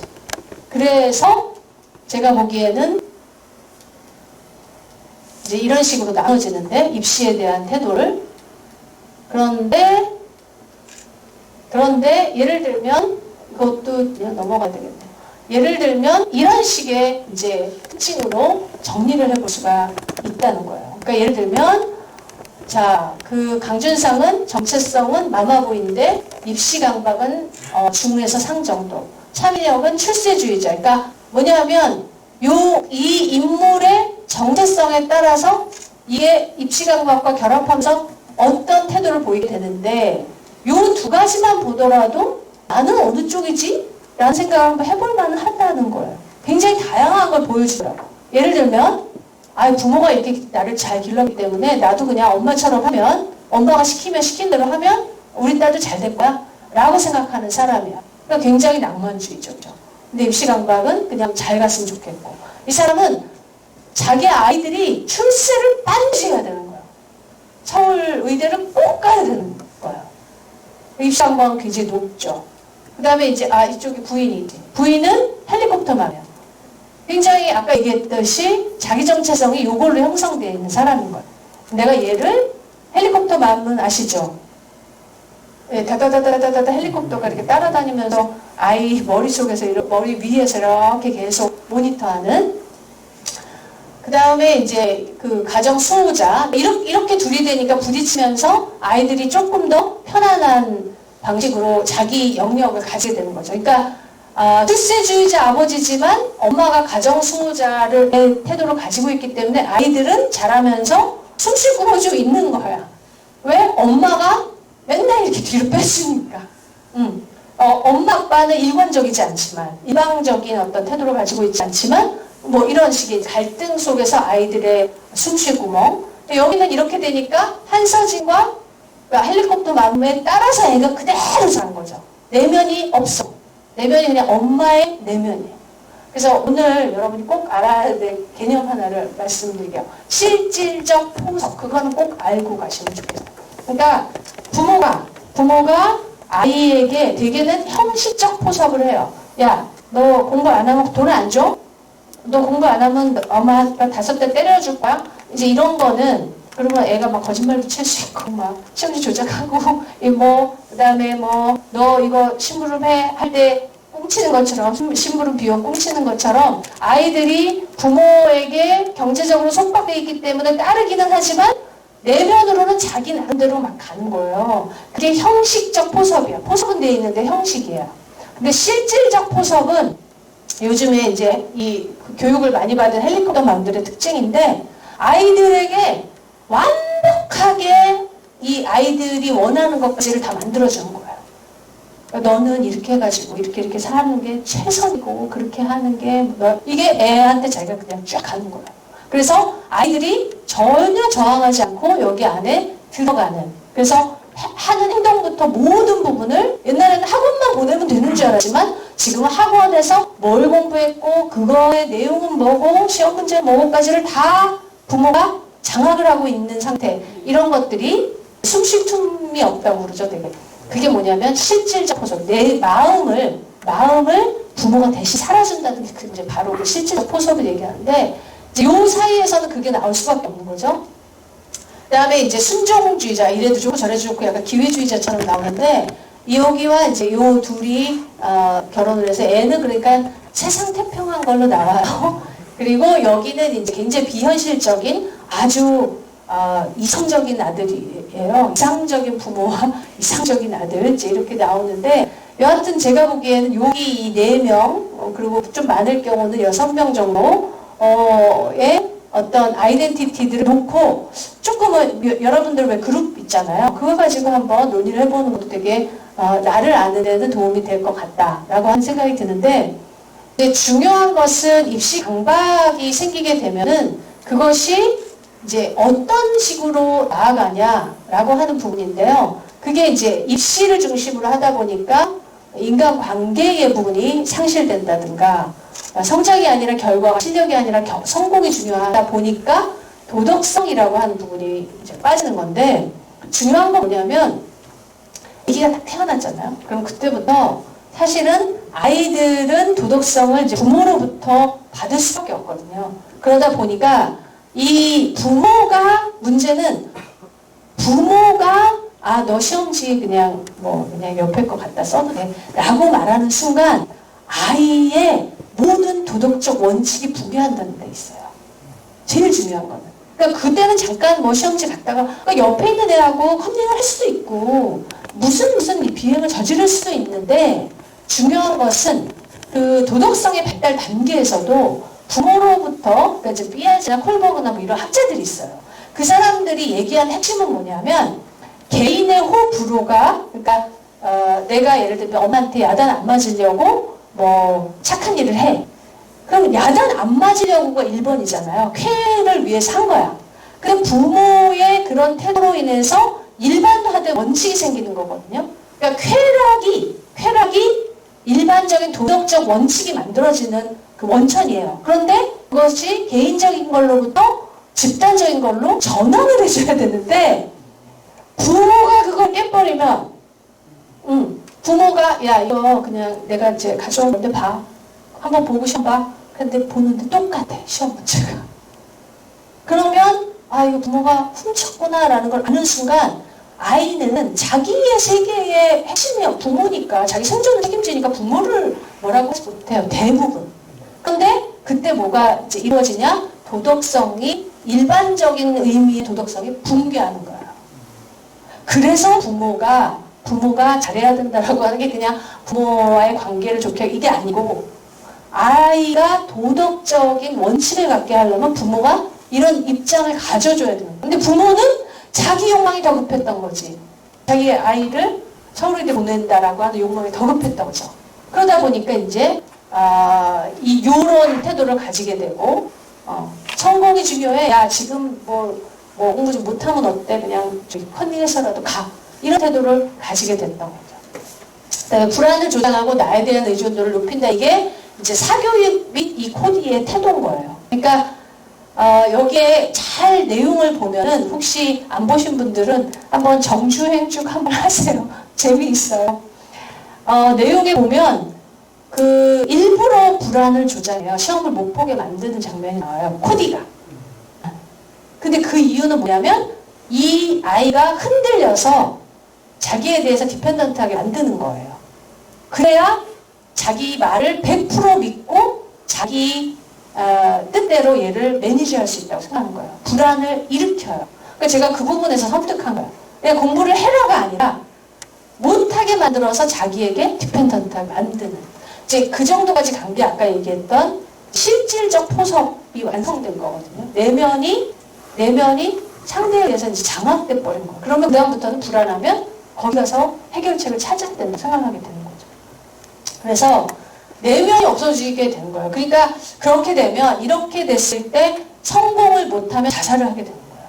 그러니까 자살이라고 하는 게 왜 쉬워지냐면, 내면이 없어진 상태에서는 죽음이라고 하는 게 이미 죽어있는 상태거든요. 주체성이 없어진 상태이기 때문에, 그러면 못 죽는 거는 그냥 선택을 하면 되는 거라고 생각할 수 있다는 거예요. 그래서 아까 20대 여성들 자살 얘기를 했는데, 20대 여성들도 자살을 선택하게 되는 되게 중요한 이유가, 나에게 가장 중요한 아이덴티티가 예를 들면 약간 럭셔리하게 사는 거야. 근데 그게 안 돼. 그러면 됐어. 왜냐하면 이게 지금 글로 가 있거든요. 이런 상황에서는 자살이라고 하는 게 엄청 심각한 일처럼 보이지만 너무 쉬운 일일 수가 있다. 그래서 이제 입시라고 하는 것이, 그냥 입시는 그냥 제도잖아요. 근데 입시를 둘러싸고 이런 식의 강박이 생기면서 다이나믹이 가족 안에서 돌기 시작하면, 그러니까 스카이 캐슬이 되게 되면, 그 성 안에서 돌기 시작하면 아이들의 내면은 피폐화되는 단계로 나아갈 수밖에 없다는 거예요. 그러니까 아까 얘기했던 그 동화작가, 굉장히 비현실적인 동화작가 거기 하나 들어가기 때문에 이 모든 문제가 생기거든요. 근데 그렇지 않으면 이 안에서 이제 이루어지게 된다. 근데 사실은 그런 얘기 있었죠. 더 잘 사는 사람들은 무슨 서울 의대고 그런 안 중요해. 빌딩이 수채고 이런데 그냥 대충 살면 되지. 그러면 그럴 것 같죠. 그런데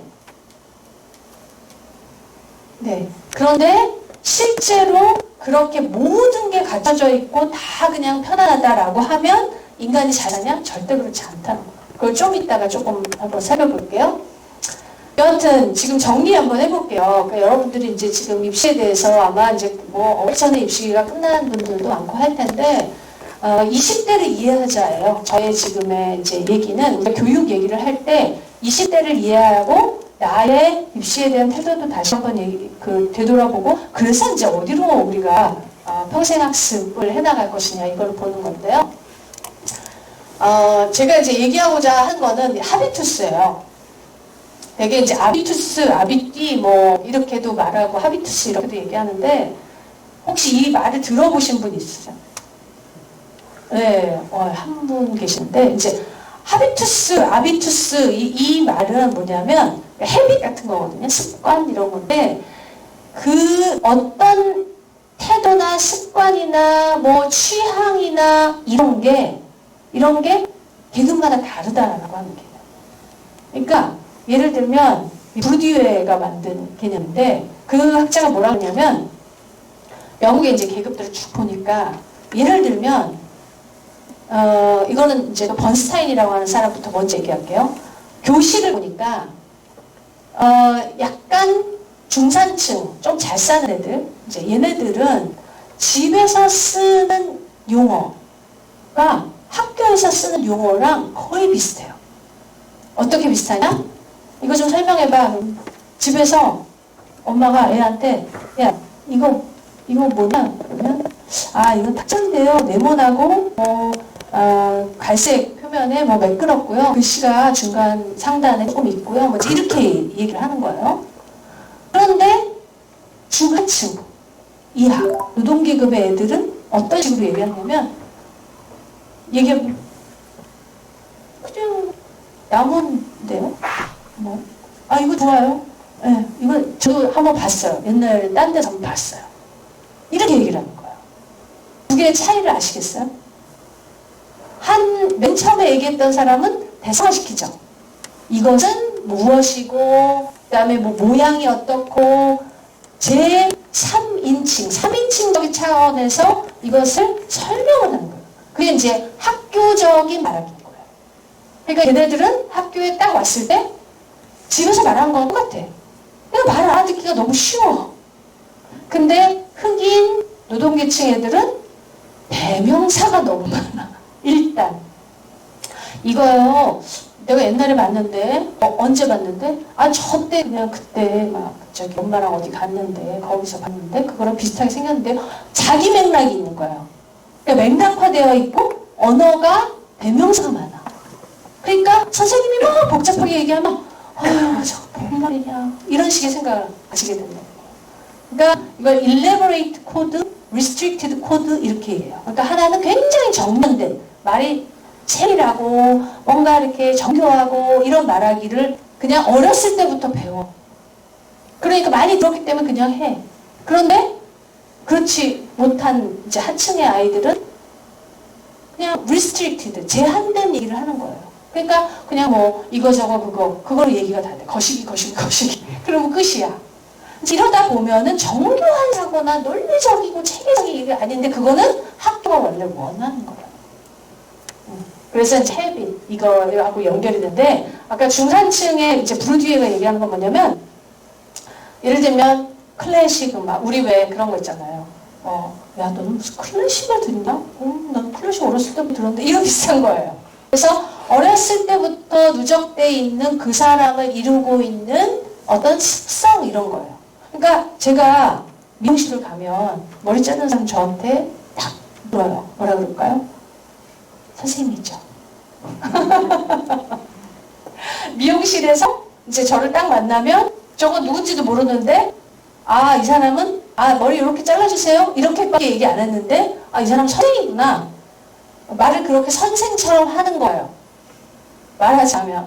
그러니까 그 사람에게 자기도 모르는 사이에 배어있는 어떤 습성입니다.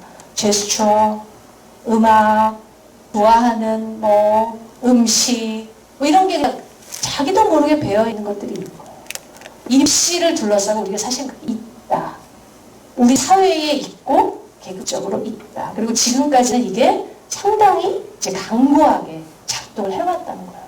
근데 이제 아이들이 줄어들고 또 직업적으로도 달라지면서 이제 많이 변하고 있죠. 변하고 있으나 요 틀은 하비투스라고 하는 것이 우리가 살아가는 데 있어서 굉장히 중요하게 작동을 하고 있다라고 하는 것은 뭐 여전히 사실인 것 같아요. 그리고 입시를 둘러싸고 문제는 학부모 운동을 해야 되는 이유가 학부모가 되는 순간 공포가 생기거든요. 그러니까 입시에 대한 어떤 태도를 가지게 돼요. 그리고 그게 상당히 보면 계급적으로 다르다라고 하는 거예요. 그래서 이제 엄마 중요한 건 조금만 더 얘기를 할게요. 이제 이렇게 얘기를 했는데, 사실, 사실 엄마가 중요하다라는 얘기를 이제 엄마라기보다는 사실 정확하게 얘기하자면 1차 양육자가 중요하다는데, 제가 아까 지금 여기서 이제 실질적 포섭으로 지금 우리가 가고 있다, 이게 굉장히 위험하다 이런 얘기를 했는데, 사람한테 내면에 룸이 있어야 되거든요. 자기 나름대로 내면의 공간이 있어야 되는데, 그걸 누군가에게 침탈당하면 그거는 인간의 주체이기 때문에 그걸 싫어하게 돼 있어요. 그래서 애들이 딱 태어나면 사실 무의식밖에 없는 상태죠. 애들 잘 보이지도 않나요. 그죠? 눈이 실제로 나빠요. 그래서 애들은 잘 보이지도 않고 의식도 없어요. 애기는. 신생아. 그러니까 막 태어난 애기는 그 상태에서 여기 지금 제가 얘기한 것처럼 잠투정을 해요. 되게 다 해요. 왜? 의식이라고 하는 걸 자기가 알게 되면 이게 뭐야? 잠들었어. 이거 뭐야? 또 깼어. 근데 의식은 어때요? 어저께랑 오늘이랑 이어지잖아요. 무의식은 그게 안 이어지고 꿈은. 그러니까 그러면서 이게 똑같은 사람이 계속 먹을 걸 주네. 그러면 눈이 조금씩 보이면서 그 사람이 이 사람이네. 근데 그 사람이 난지 내가 그 사람을 몰라요. 그때는 아이 개념도 없어. 나라는 개념도 없어. 그러니까 누가 나한테 밥을 주는지 누구와 어디 기계가 주는지 몰라요. 처음에는.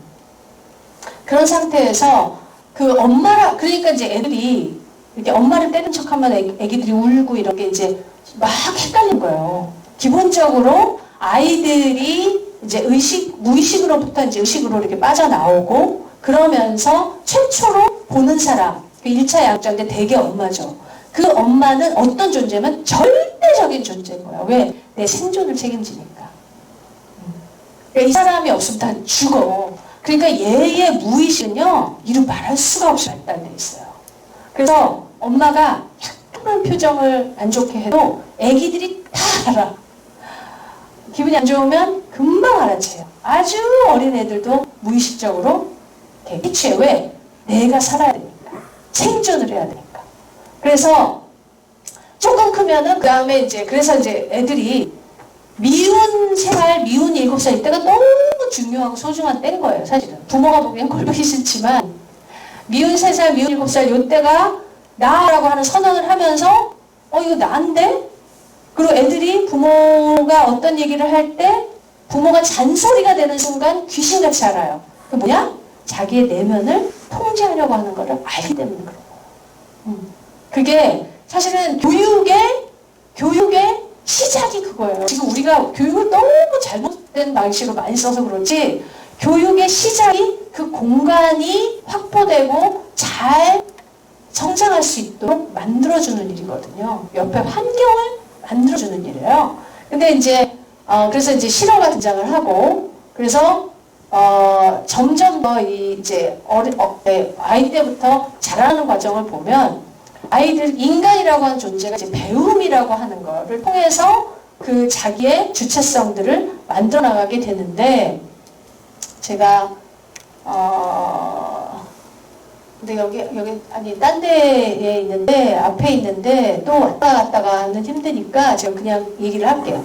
그런데 요거는 알아두세요. 그 과정에서 우리가 주체를 subject라 그러잖아요. subject 보통 주체, 내가 뭘 하는 거를 얘기하잖아요. 근데 be subject to 이렇게 하면 속박이 된 거예요.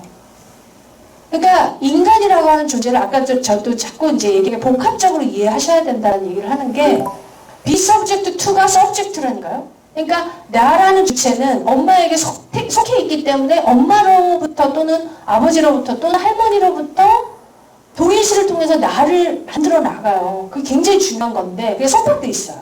근데 나의 룸이 있어야 되는 거예요. 나만의 공간, 나의 주체성, 내가 행동하는 중심이다라고 하는 것들을 획득하게 해줘야 된다는 거예요. 근데 지금 우리 사회에서는 입시가 그걸 되게 못하게 하고 있고 교육 개념이 거기에 한 숟갈 더 얻는다. 그게 뭐냐? 되게 시간이 10분이 남았기 때문에 빠른 속도로 얘기하겠습니다. 되게 닭다를 굉장히 많이 하게 되는 방식으로 우리가 아이들을 키우게 되는데 닭다리 사실 교육하고 닮아 있어요.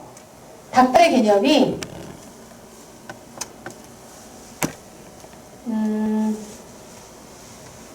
닭다리 개념이 이거거든요.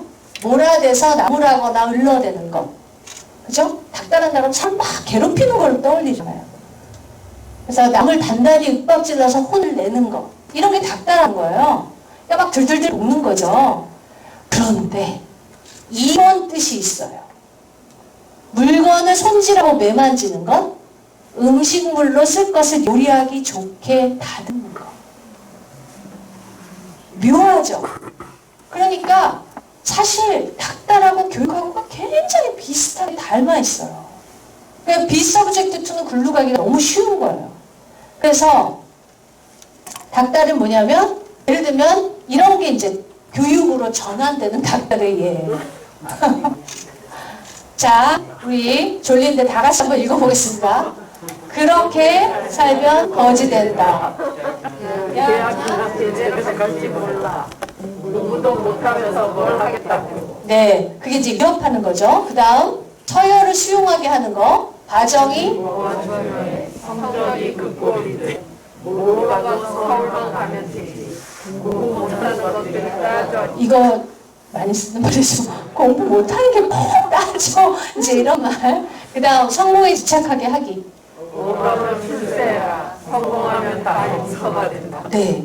근데 이제 이게 사실은 우리가 너무 일상적으로 많이 들었던 얘기고 자기도 모르게 나는 그런 얘기 한 번도 안 한 적 같은 것 같은데 우리 딸한테 물어봤더니 했대요.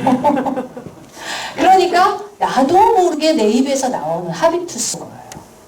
왜냐? 늘 들었기 때문에 또 지금도 늘 그렇게 작동을 하고 있기 때문에 성공해야 되니까 이제 이런 생각을 하는 거예요. 그래서 교육이라고 하는 게 미래를 위해서 현재를 다그치는 방식. 그래서 그냥 넘어가는 게 아니라 내면을 실질적으로 식민화하는 방식이 교육처럼 생각이 드는 거예요. 그러니까 애들을 괴롭히는 게 교육인 것처럼 돼서 아니 엄마가 뭐해? 애들 그냥 놔두고 이런 얘기를 하게 되는 거예요. 이게 교육이 아니라 닭다를 부모의 역할로 잘못 생각하는 거예요. 그게 아까 얘기했던 헬리콥터만의 정체성이 되면 그렇게 될 수밖에 없어요. 그것만 해야 되니까. 그리고 사회도 문제야. 사회가 애들이 대학을 잘 가면 누구를 칭찬해요? 엄마를 칭찬하니까 당연히 엄마는 이걸 해야 된다고 생각하고 기다려도 애가 공부를 안 해. 그러면 이제 자기 딴에 기다린 거지, 그러면 이제 이런 얘기가 나온다는 거예요. 그래서 저런 협박이 뭐냐? 우리 사람들의 뇌에 편도체 요 아주 핵심이 있거든요. 뇌의 한가운데. 그래서 협박을 하잖아요. 협박. 그러면 우리 그건 아시잖아요. 뇌가 이제 쫙 아주 원시시대 때부터 진화해 온 거라서 이 핵심에 그 파충류의 뇌가 있어요. 그리고 그 위에 포유류, 그 다음에 뭐 영장류의 뇌가 있다 이제 이러는데 조심해! 이러면 이성적으로 조심해. 그리고 가는 거에 비해서 0.05초가 빠르대요. 아주 미세한 차이인데 그럼에도 불구하고 여기에 새겨진 거는 어떻게 해결을 못합니다. 아주 근본적인 수준입니다.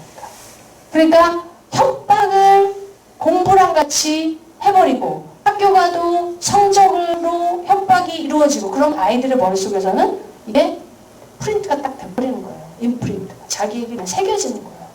그러니까 제가 걱정하는 거는 굉장히 상당수의 아이들이 그 20대 아까 그런 강력하게 막 저항하는 아이들이 그리고 그 납작한 공정성 그러니까 점수의 공정성만을 막 엄청 얘기하는 그런 아이들이 사실은 이런 협박 속에서 자기 촥 그냥 그러면 못 건드려. 왜냐? 이게 생존.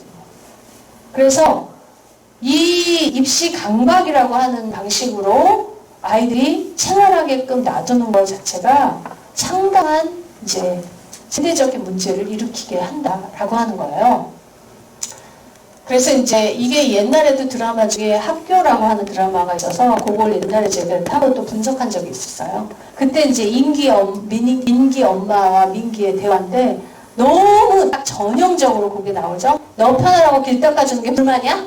이게 딱 이제 헬리콥터 맘들이 많이 가지고 있는 생각이 된다는 거죠. 그러나 그것은 아이를 위한 게 아니라 자기를 위한 욕망이라는 거예요. 그거 아니면 희생. 내가 널 위해서 얼마나 애쓰는데 널 공부시킬 수 있다면 내가 못하는 일이 뭐가 있겠냐. 네가 내 희망이다. 나는 너만 믿는다. 이게 애들이 제일 듣기 싫어하는 거야. 1등이에요. 1등. 네. 왜냐하면 아까 얘기했듯이 나는 내 공간을 내가 살고 싶은데 거기로 들어오는 굉장히 좋은 효율적인 기제인 거예요. 그러니까 좋은 엄마들은 이 말을 해. 아까 뭐 센 엄마들은 닭다를 하고 그 다음에 이중구석이 있어요. 약간 이제 애들이 어디로 가야지 못하게 하는 걸 더블 바인드라고 하는데 이런 거예요. 다 너 잘 되라고 하는 것이니까 이거 별이라고 생각하지 마. 그러고 막 때리는 거예요. 그러면 어떻게 하면 분리해야 돼. 막 때리니까 너무 싫고 이거 벌인데 이거 벌이 아니야. 이건 너를 위한 뭐야. 완전히 화내서 때리면서 이거는 너를 위해서 하는 거야. 막 이러니까 애의 입장에서는 아 그래 이거는 벌이 아니지. 이렇게 수용해야 되는 거예요.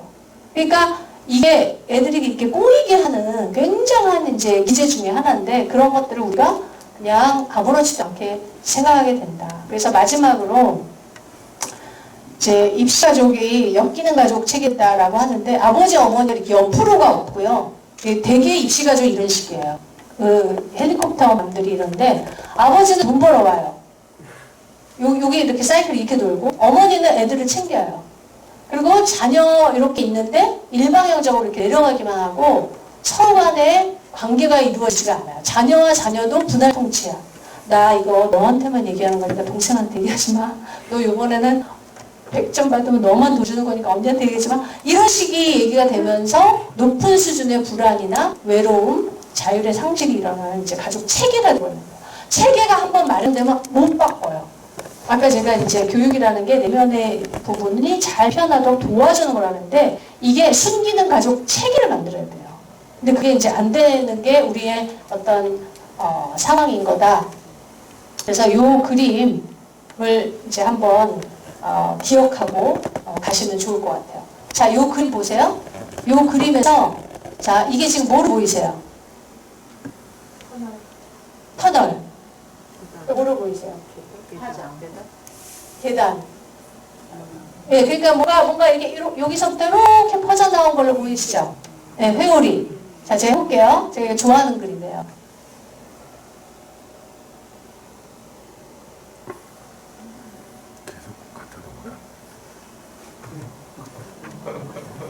제가 지금 장난치고 있나요?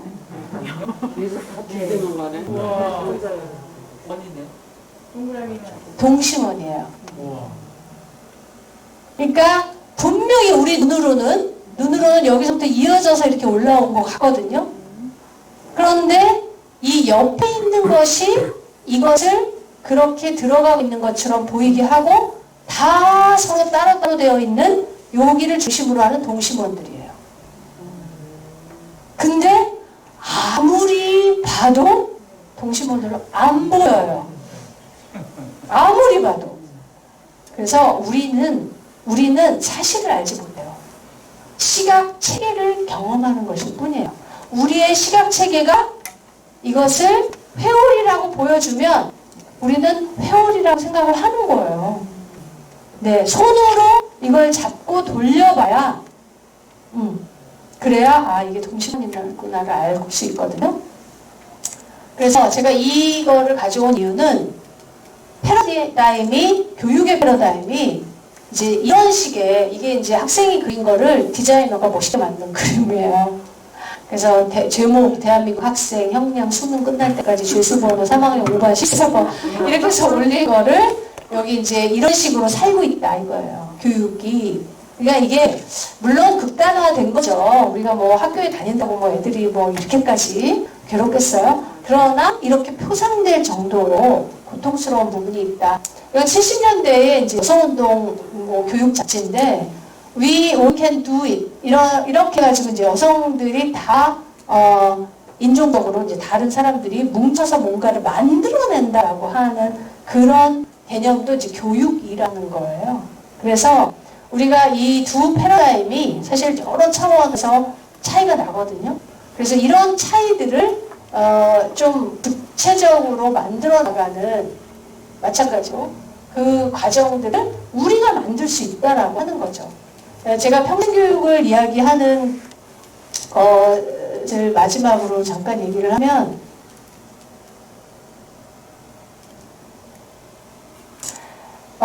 사실은 이제 그런 거예요. 그 경제 우리한테 너무 익숙하잖아요.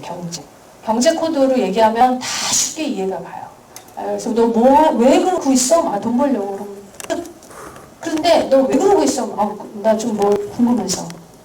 왜? 또 그렇게 물어봐요. 방송대 학생들이 방송대 이제 40대 50대 많거든요. 들어오면 방송대 갔다 그러면 사람들이 뭐라고? 정답. 그 나이에 공부는 무슨 이게 1번인 거예요. 네. 그러니까 방송대에 이제 학생들이 그래서 이제 그 우리 학과에서 이제 제가 늘 얘기한 게 실제로 학습을 중심으로 뭔가를 할 때 우리한테 익숙하지 않아요. 그죠? 공부를 한다라고 하면 그냥 학교적 패러다임만 자꾸 생각을 하니까 그걸 뭐하러? 그러나 오늘 제가 말씀드린 것처럼 인간이라고 하는 존재가 배움이라고 하는 이것도 이제 한 이야기거리인데 배움이라고 하는 기쁨 이게 이제 인생을 가능하게 하는 거거든요. 서브젝트의 핵심이거든요. 그러면 그것의 법칙을 좀 더 생각해 봐야 된다. 그래서 배우는 거는요. 사실은 경제는 주고받잖아요. 내가 기브 앤 테이크 앤 기브 그러니까 더 많죠. 받고 그럼 주고 안 받고 그럼 안 주고 그러나 사실은 주고 또 주고 또 주고 그러면서 뭔가 만들어지는 연쇄가 훨씬 더 소중하고 중요한 거예요. 보통 상호 호혜성 이런 얘기 하는데 일반적 호혜성이 되게 중요하다 그러거든요. 내가 너한테 줬어. 나한테 주지 마. 얘가 또 다른 애한테 줘. 얘한테 또 줘. 이러면 사회가 변해요. 내가 너랑만 주고받으면 절대로 변하지 않아요. 경제적인 원칙이라고 하는 거는 주고 받고인데 사실은 축을 경제가 아니라 성장해 놓고 배움에 놓으면 주고 또 주고가 가능하고 이걸 통해서 새로운 연쇄가 가능하다라고 하는 거죠. 그리고 내부 외부도 이 그룹 굉장히 강하고 우리가 어느 기관 어디 안에 바깥 사람 이게 굉장히 강한데 사실은 이건 이제 구성주의도 마찬가지고 세계 이론에서도 이런 얘기 나와요. 안 밖은 정말 메비우스의 띠예요. 그런 식으로 사고를 좀 바꿔야 된다. 그리고 가르치고 배운다. 가르치고만 배운다고 생각하니까 이게 안 된 거예요. 원래 시작이 배우는 거거든요. 배우고 가르치고 배우고. 그러니까 이게 어떤 우리가 그동안에 가져왔던 어떻게 보면 수동적으로 살아가기를 배우기 또는 부모에게 복종하기를 배우기 이런 것들로부터 좀 벗어나서 내가 나를 사랑해주고 엄마가 이제 아까 헬리콥터만 내용만 이거야를 알면 내가 너를 위해서 이걸 한다가 아니라 내가 너 정말 좋은 대학 갔으면 좋겠어 내가 이러고 있다? 달라요. 그래서 이제 학부모 그다음에 시민이라고 하는 것들이 또 뭐 노동자 그러니까 자기를 둘러싸는 아이덴티티죠. 그것을 이제 관통하는 원칙이라고 하는 것을 교육의 차원에서 특히 이제 평생학습의 차원에서 한 번쯤은 다시금 볼 수 있는 그런 시간을 가지시면 좋을 것 같고 그 중에 하나가 이런 이제 드라마라든가 우리 둘러싼 책들이라든가 매개들이다. 그런 것들을 통해서 새로운 코드를 좀 만들어 나가보시면 아까 그 회오리가 공식원이다라고 하는 것도 조금 더 분명하게 나올 수 있을 거라고 생각합니다. 긴 시간 수고 많으셨습니다.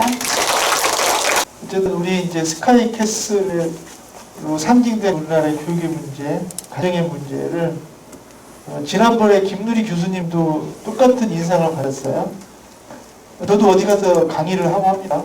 근데 지식을 카피해서 전달하는 사람과 신념을 가지고 주장하는 사람은 달라 보여요.